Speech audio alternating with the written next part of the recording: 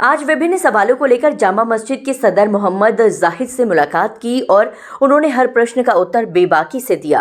Virendra Chaudhary, बिंदुस्तार news से। जामा मस्जिद के सदर मोहम्मद जाहिद हमारे साथ हैं। आज जानते हैं उनसे कुछ सवालों के जवाब। जी भाई, सबसे पहला प्रश्न है मेरा, ये अरशद नियाजी और बाबर कौन है? अरशद नियादी नाम नहीं है इसका, अरशद यानी नाम है। ये हमारे बाप दादाओं की इसके घर, इसके दादा जो है मामू सद्दीक जो है वो हमारे रिश्तेदार थे, हमारे बाप दादा की ससुरालें थी इसके घर में। ये लड़का बेरोजगार इधर उधर घूमता रहता था, जूते की फिटर करता था पहले, और ये हमारे साथ ही रहता था दिन भर। क्या तो जब ये यहाँ जामा मस्जिद का चार्ज लिया तो ये उल्टे सीधे कामों में भी लग गया था, नील गाय वगैरह के काम में भी लग गया था। नील गाय वगैरह का गोश्त ला के भी बेच रहा था ये। तो इसे हमने कहा कि ये कहीं मारा ना जाए किसी गैर मुस्लिम लोगों के हाथों, तो हमने इसे क्या करा, यहाँ पे सफाई कर्मचारियों के ऊपर इसे लगा दिया था कि ऑफिस की सफाई करवा देकर रोजाना सुबह, और सफाई कर्मचारियों का काम देख लेकर। तो इसने क्या करा, यहाँ पे हरदर्मी कर दी, लोगों से पैसा अवैध वसूलना, दुकानदारों को परेशान करना, किसी से चाय मांगना, किसी से कुछ करना, किसी से कुछ करना। ऐसे ऐसे लोग रख लिए थे इसने। एक तोतला आया और एक और है जो यहाँ पे आपकृत करते हैं, यानी गलत कृत्य भी कर रहे थे। तब इसे जो है इसे यहाँ से भगाया। जब इसे भगाया तो इसने देखा कि हराम जाहिद भाई नहीं खा रहे हैं, तो ये उसकी सेक्रेटरी की गोद में जाके बैठ गया। जबकि पूरा आगरा जानता है, आप हमारे लोगों से मालूम कर लेना, ये कोई काम नहीं करे अपनी जिंदगी में, और बेचारे के बाद रोटी सालन की जुगाड़ भी कैसे मुझे नहीं मालूम। मतलब कोई धंधा कोई कारोबार नहीं है। जूते की फिटर करते थे किसी जमाने में ये बेचारा, अब ऐसी मारा घूमता है, अब सेक्रेटरी की शरण में है ये। बाबर बेचारा कई बार हमारे पास आया, चुपचाप लोगों से मैसेज करवाए कि मुझे इस कमेटी की तरफ से 10-20 हज़ार रुपये महीना दे दे करो क्या, और मैं गरीब आदमी हूँ, तो मैं कभी ऐसे ब्लैकमेलिंग के पैसे नहीं देता हूँ। तो कहने का मैं आपके खिलाफ कंप्लेंट करूंगा, ये करूंगा, वो करूंगा, सेक्रेटरी के साथ मिलूंगा। मैं नहीं, मिलो कहीं जाओ। तो उसके बारे में, बाबर के बारे में आप आगरा में मालूम कर लो कौन बाबर है। ये पचकैया कमेटी के अंदर कुछ है, मुझे नहीं मालूम कौन है ये, मैं नहीं जानता इसके बारे में। भाई इतना मालूम है ये एक ब्लैकमेलर टाइप का आदमी है, इसकी बीवी भी दीवानी कचहरी में बैठती है। मेरा दूसरा प्रश्न है, आप जामा मस्जिद का किराया वसूलते और खा जाते हैं। हाँ, इसके बारे में क्या कहना है? सर लड़ाई तो यही है, किराया सारा वो ले जाता है, पूरा वो खा जाता है सेक्रेटरी।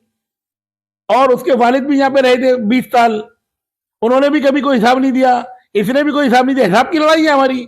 30 लाख रुपए हमसे लेके पहले खा चुका है ये। तो लड़ाई यही है। और दुकानदार नीचे, आप सारे दुकानदारों से पूछो जाके कि किराया कैसे देते हो। और हमारे पास पकड़ी का पैसा आया हुआ, हम हिसाब दे चुके हैं, और हम हिसाब किसी को भी देने को तैयार है। हम तो, हमारी लड़ाई इतनी है, यहाँ हिसाब दे, बाकी पैसा बचा वो आवाम के लिए लगाएंगे, गरीब आवाम के लिए, जिसके लिए वक्फ बोर्ड बनाए। और आपके ऊपर इतने सारे मुकदमे हैं, फिर भी आपको पुलिस अरेस्ट क्यों नहीं करती? इसके क्या कारण है? सर ये पुलिस के ऊपर आरोप लगाने वाली बात है। आप पुलिस के, ऐसा लग रहा है आप पुलिस पे आरोप लगा रहे हैं, ऐसा नहीं है। मैं कानून के ऊपर नहीं हूँ। अब तक मैं जब से पैदा हुआ, आप लोग खोजी पत्रकार होते हैं, मैं कानून के ऊपर नहीं हूँ। जब से मैं पैदा हुआ और अब तक मेरे ऊपर कितने मुकदमे लगे, और वो मुकदमे किस प्रकार हैं, क्या जुआ कराने के हैं, सट्टा कराने के हैं, चोरी कराने के हैं, डकैती के हैं, किसी की ज़मीन घेरने के हैं, क्या बलात्कार के मुकदमे हैं, और क्या अवैध कोई असला बेचने के हैं।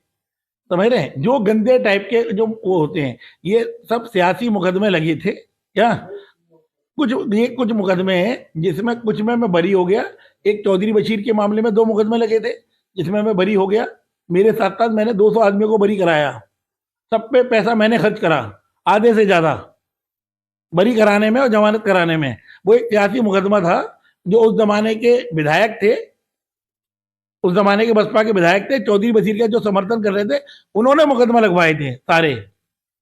तो उसमें आप ये देखिए मुकदमों में कि कौन से मुकदमे हैं। इसमें पुलिस मुझे गिरफ्तार इसलिए नहीं कर पा रही है। एक मुकदमा जो आजम खान मलिक ने लगवाया था, उसमें जांच चल रही है, जांच में दोषी पाऊंगा तो वो 420 का मुकदमा है। और 2 मुकदमे आईटी के, एक में चार्जशीट लग चुकी है, वो भी आईटी का मुकदमा है, उसमें मैं जमानत करा चुका हूँ। और एक मुकदमा ताजगंज से, जिसे हमारे मुसलमान भाइयों ने उसे बकाया था, हरिंदर रजावत, जो मुकदमा वापस हो चुका है, मतलब उनने एप्लीकेशन दे दी है। एक मुकदमा जो है, भाई मुकदमे में क्या होता है, मुकदमा लिखा गया, या तो एक्सपेंस करती है, मुकदमा लिखना पुलिस का अधिकार है। मुकदमा लिखा, एक्सपेंस हुआ, या एफआईआर लगी, या चार्जशीट लगी, या बरी हुआ, तो देखना ये है ना कितने मुकदमे लगे अब तक, कितने में बरी हो गया, कितने में एफआईआर लग गई, कितने एक्सपंज कर दिए गए। और 2 आईपी के मुकदमे थाना मंटोला में चल रहे हैं, उसमें वॉइस सैंपल की बात हो रही है। तो उसमें सुप्रीम कोर्ट की रूलिंग है कि जब तक वायरल करने वाला ये सर्टिफिकेट नहीं दे देता कि हाँ साहब जो मोहम्मद जाहिद की आवाज है, मैं सर्टिफिकेट देता हूं, अगर वो दे देगा सर्टिफिकेट तो मैं अपने वॉइस सैंपल लखनऊ देने चला जाऊंगा। जब वो मैच हो जाएगी तब वो चार्जशीट लगेगी। 2 बार थाने से चार्जशीट जा चुकी है, कोर्ट ने लौटा दी चार्जशीट। तो इसलिए पुलिस में कोई दोष मत मानिए, पुलिस में कोई कसूर नहीं है, मैं कानून के ऊपर नहीं हूं, मैं कानून का पालन करता हूं।